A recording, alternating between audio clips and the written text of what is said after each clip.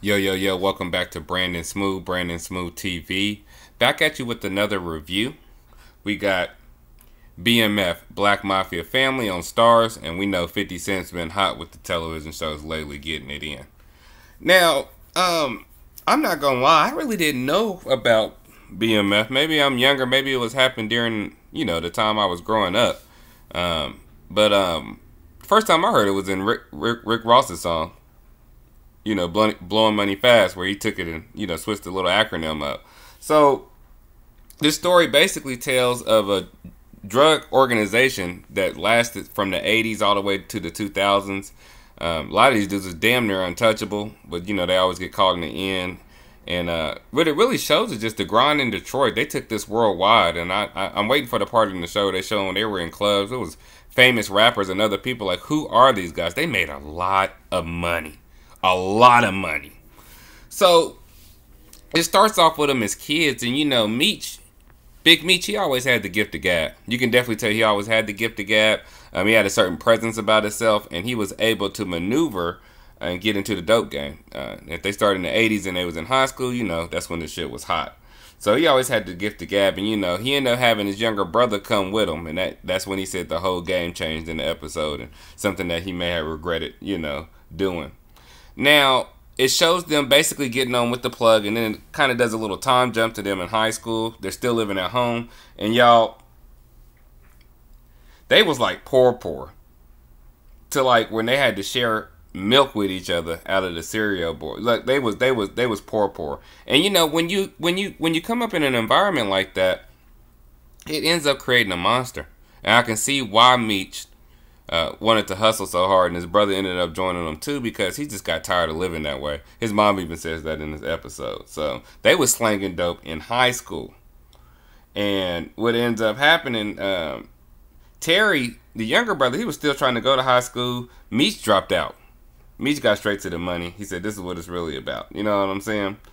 And throughout the series, we've seen these tropes sometimes where the kids try to help out with the finances for the house and pay for stuff, but the father's honest, because he don't want to go to jail or endanger his family, so they don't want to take none of the money. So mortgage is bad, and it's just kind of bad, and it gets to the point where they end up kicking Meech out because they just can't take it no more, and he's gonna go do his own thing, which we kind of all see coming. Now, secondly, they are having some beefs with the 12th Street Boys because they name now as the 50 Boys.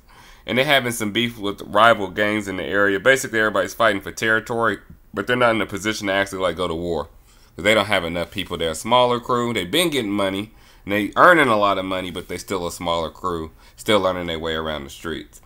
Now, enter this dude named Lamar. Apparently, Lamar was like some type of Detroit legend, and this dude was running around just all the areas, the whole state, just really running stuff. They said he used to rub dope dealers, and he probably used to have some people on the corner himself.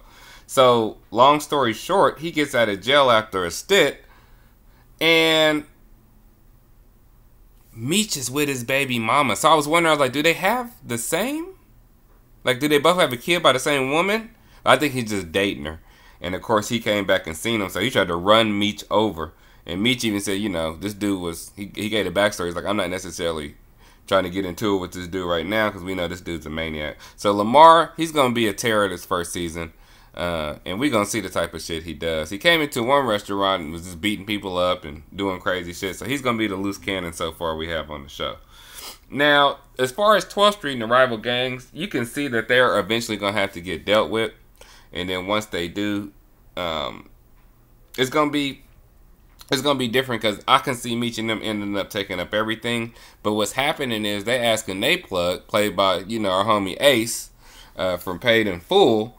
They're asking him to get more work, and he's like, "Look, you got to crawl before you walk. I'm not about to give you more than you can handle." Meech's mind is bigger than the organization, and sometimes when you have organizations like this, their stars within the organization, they shine too bright. And they're not going to stay subservient and not going to stay in certain positions, like Scarface. And then, of course, end of the episode, boom, Terry gets shot in the face. I don't think he's dead. It looked like he was still moving, so I think he's all right, but he gets shot in the face. He's probably going to lose an eye or something. And that's how they ended the first episode. So definitely check out BMF. I think this is a whole nother vibe, and it's a break from Power because it's a fresh look into this thing, and it's not really following a formula. You know what I'm saying? Also being based, it's a fictional story, but this is based off of actual events. It said that some of the stuff happened, some of it didn't. It's gonna be a whole different vibe. So don't forget to like and subscribe to Brain and Smooth TV. Peace.